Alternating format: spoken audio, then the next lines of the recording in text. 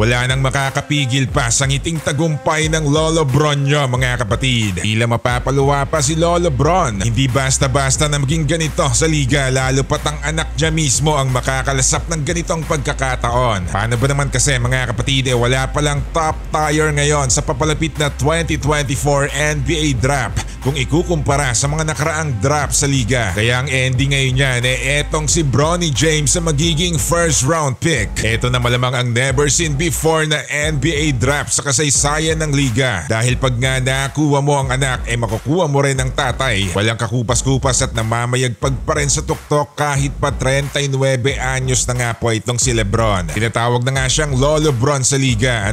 Dahil siya na nga rin ang pinakamatandang active player ngayon. Matagal na nga pong sinabi yan ni Lebron na gagawin niya ang lahat, makalaro niya lamang ang anak niya sa ligang ito bago siya magretiro. Paniguradong halos lahat ng kupunan mag-aagawan dahil tila buy one take one to.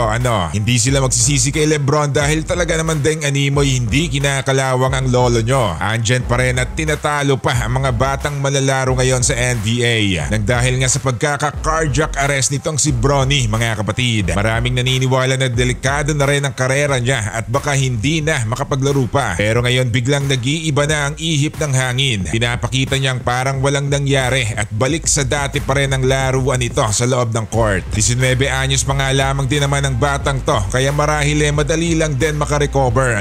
Maraming mga solid fans ni King James ang gustong masilayan na sabay silang maglalaro sa liga. Madaling-madali lang din kay Lebron na tanggihan ng $51 million na player option. Kaya ngayong handang-handa na rin ang anak niyang si Bronny. Talagang wala nang makakaawat pa sa tambalan ng mag-ama.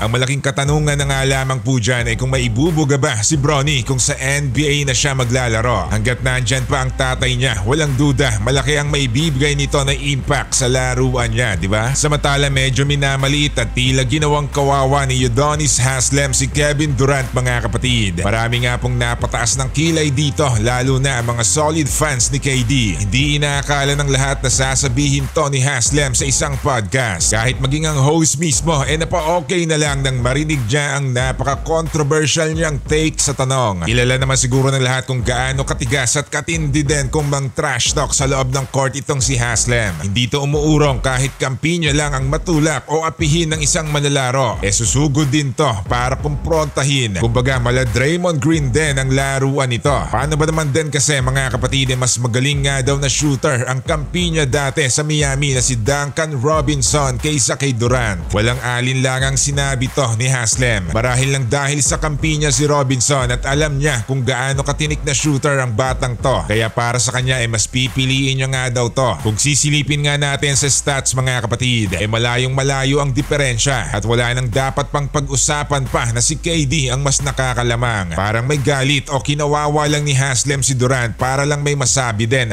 Kahit maging si Melo nga nasabing si KD nga daw ang pinaka-purest scorer na nakita ng lahat sa liga. Kaya etong pinagsasabi ni Haslem parang insulto lang yata. Samot-saring reaksyon ang nangyari matapos sabihin niya ni Haslem mga kapatid. At kahit maging ang kampi ni Durant hindi na rin nakapagtimpi pa. At nasabing kailangan nga daw ng tulong ni Haslem nang dahil sa sinabi niyang mas magaling na shooter si Duncan na kampi niya kaysa kay Durant. Halatang halata na porket kampi niya kaya dito siya pumapanig.